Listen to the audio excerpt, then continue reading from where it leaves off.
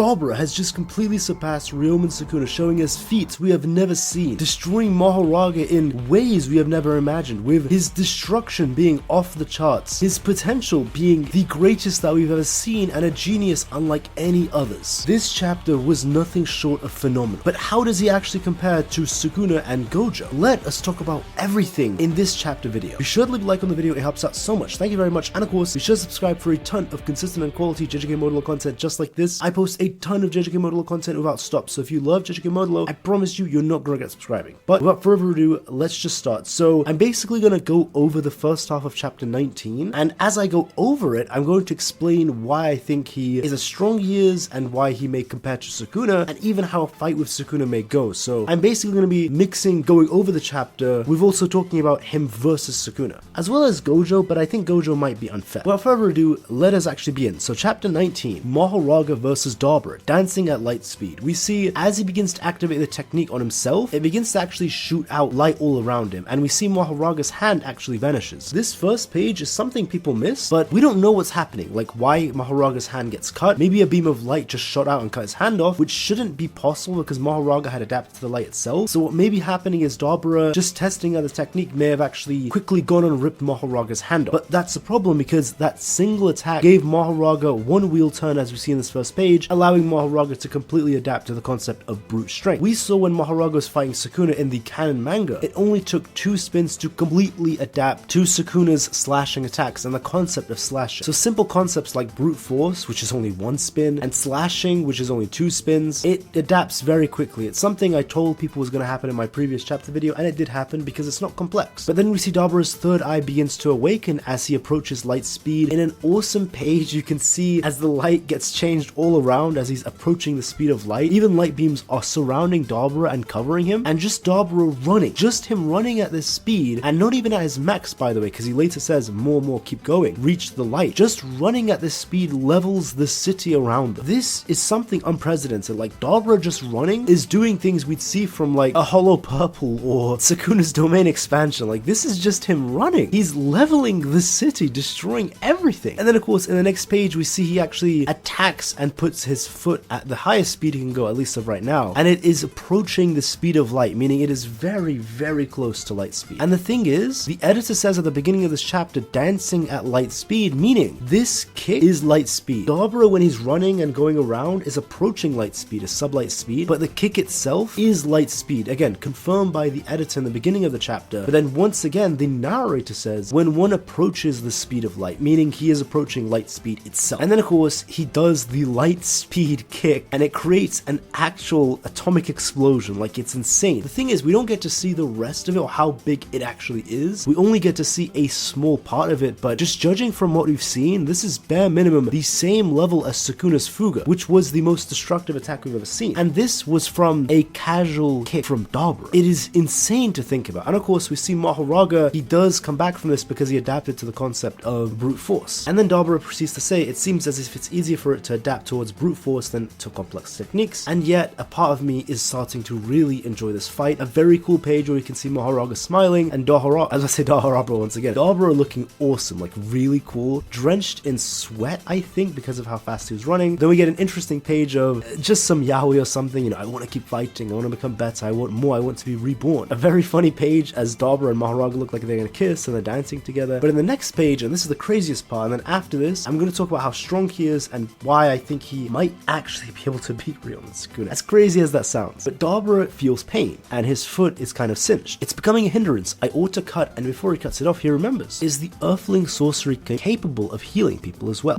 I remember Moro and Cross mentioned a special healing technique. Such a thing doesn't exist in Sumura sorcery. How does one heal with negative energy? I've actually felt a different kind of energy from the spirit sword at first. Is there a technique that transforms negative energy into another form of energy? And then he begins to heal his leg. I want to remind you, people who have Gojo's level of talent, like Higuruma had Gojo level of talent, and he knew about reverse curse technique for months, but he was only able to figure out after 2 months. Gojo knew about reverse curse technique with full depth and detail since he was a child and even had the 6 eyes, and he wasn't able to do it until he was 16. Dabura doesn't know what reverse curse technique is. He doesn't even know what positive energy is. He literally felt the energy from Mahoraga. Felt it. He doesn't know it's positive energy. He felt it, realized, oh, this is a bit different. Oh, this seems different than the normal negative energy. And it's strange. I don't know how he correlates between positive and negative negative and positive being the one that heals, but just from theorizing. He literally theorizes the concept, like he feels the energy of positivity, doesn't know what it is, doesn't even know it's possible that there's a reverse of positivity, just in a second theorizes, oh, that's that, and he doesn't even know if this is real. He doesn't even know if such a healing technique actually exists. He's all guessing. He instantly uses reverse curse technique and healed a whole limb. That is insane. Like, it's even difficult for other characters to do that. He fully healed his foot and he says, got the hang of it. Earth sorcery seems pretty advanced. Now, this is just incredible. This is a genius we've never seen before. The only thing comparable is Sukuna being able to copy things the first time he sees it, but this may even be beyond that. Like, it is a genuine talent and genius of the likes we've never seen. What this means is, for a fact, if Dabura simply is aware that a domain expansion exists and he sees it, he would be able to pull it off. As a matter of fact, I know, if Dabura just sees or just is aware that you can do an open domain, he would be able to pull it off as well. What he did with healing his foot with reverse curse technique is infinitely more impressive than him seeing a domain or an open domain and just doing it because he knows it exists. This is far more impressive. I want to say, like, if he starts fighting Gojo or Sukuna and they pop a domain, Gojo might actually just beat him. Now, this is the thing, it's more specifically for the hacks. If Dabura hasn't acquired domain or simple domain, Gojo's domain expansion would just fry his brain before he figures out how to counter it, unfortunately. Even Sukuna wasn't able to defend against that. That is a true win con. But he wouldn't even be able to get past the infinity. I'm seeing some debates about what, because Dabura has reached the speed of light, would he be able to get past infinity? That is something I think is a very complex topic because Gojo creates a true infinity, but how does light affect that? We don't know. I think that's actually going to be a completely separate video where I have to theorize how that fight would go. But if Dabura gets a domain, I think that would actually make everything interesting. Now, how would a fight go with Ryoma and Sukuna? This is going to be crazy because Sukuna's Sukuna, he's stronger than Gojo. I think Dabura actually beats Sukuna. This is not going to be met very well by people. I know, it's Ryoma and Sukuna, I get it, he's strong, but I just don't see how Sukuna can beat this guy. I seriously don't. It's insane how one chapter is all it took. Mainly it's that reverse curse technique feat, and also the fact that he can move at light speed, and a simple kick, an undodgeable light speed kick, is able to do that. And I want to remind you, Sukuna and Gojo are not relative to the speed of light at all. Like, this doesn't upscale Sukuna and Gojo, not even in the slightest. Maki, who, even for someone at her level, Mach 3 and 5 is considered fast, and Maki was comparable to Sukuna as well. They seem to be amongst the same level of speed. Even if you want to say Sukuna is faster than Maki, let's say he goes, what, Mach 6, Mach 7? The most generous, and this isn't possible, I don't think he can do this, but the most generous speed feat I could give Sukuna is like Mach 10, which is unrealistic. That's probably how fast he can move and react to. Dabura moves at light speed, destroys the city, and kicks Sukuna with an attack more devastating than the furnace. Sukuna just dies. He just dies. He can't react. He can't see it coming. He just dies. And the thing is, Dabura, all he needs to do is see a domain and he would learn how to use it. Literally, just tell him a domain exists, he'll pop one himself, and if Dabura has a domain, which isn't an impossibility, he just needs to know it exists, he wins. Like, there's no win con for Sukuna. I don't even think Sukuna has time to pop his domain expansion before Dabura runs at light speed. Even if he pops his domain, Dabura is as durable as Sukuna and Gojo. He can tank the slashes and heal a reverse curse technique. He could literally run at sublight speed in an instant outside of Sukuna's range. And then he could just run back and kick Sukuna at light speed. I don't even think Dabura needs a domain to beat Sukuna. This is insane to me. I genuinely think it's crazy. The only way I see Sukuna winning